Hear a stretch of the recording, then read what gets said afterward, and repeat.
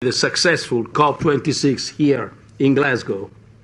Thanks, Boris. Thank you, Mary. Over to you, Nisreen. Yes. Good afternoon, ladies and gentlemen, with all titles respected and preserved. My name is Nisreen Al-Saim. I'm from Sudan, but today, and to make it easier to Mr. Prime Minister of Italy, my name is 47% of the world population. So anytime you meet me, don't say Nisreen, just say 47% and I will understand. This 47% is only the people who are aged between 15 and 29. We are not yet talking about the people 30 to 35. We are not also talking about children, which is by far more than this number. So we are basically represent more than the half of the population of the planet. So it's not a gift, or it's not a privilege to listen to us. Actually, it's an obligation because we represent most of the population of the world. After saying this, I feel very heavy speaking to you today. Not because of public speaking issues, I don't have these issues, but because I don't see our legitimate Prime Minister, Dr. Abdullah Hamdok, and his cabinet among you today because of what's happening in my country, Sudan.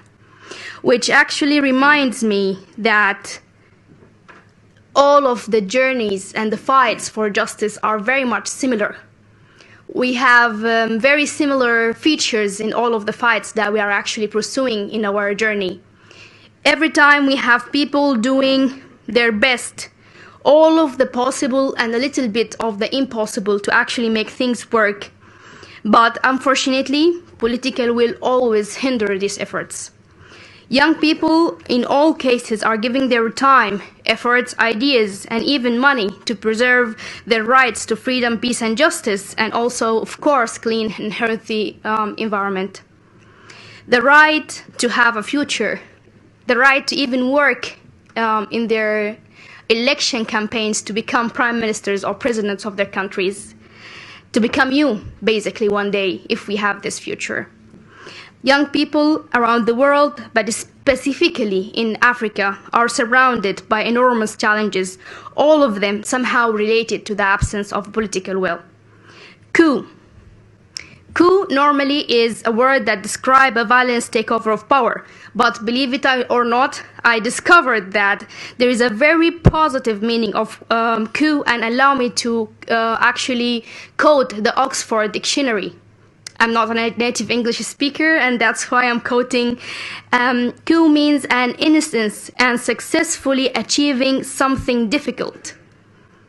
This is the kind of coups we want and we need. So can we have a coup, this COP?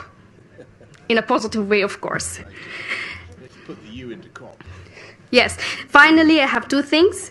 I'm not worried about both the civil movement to Sudan nor the climate movement around the world. I have zero doubts that both journeys will succeed and will come to a very good final. But I'm actually worried about you. You have to choose the right side of the battle.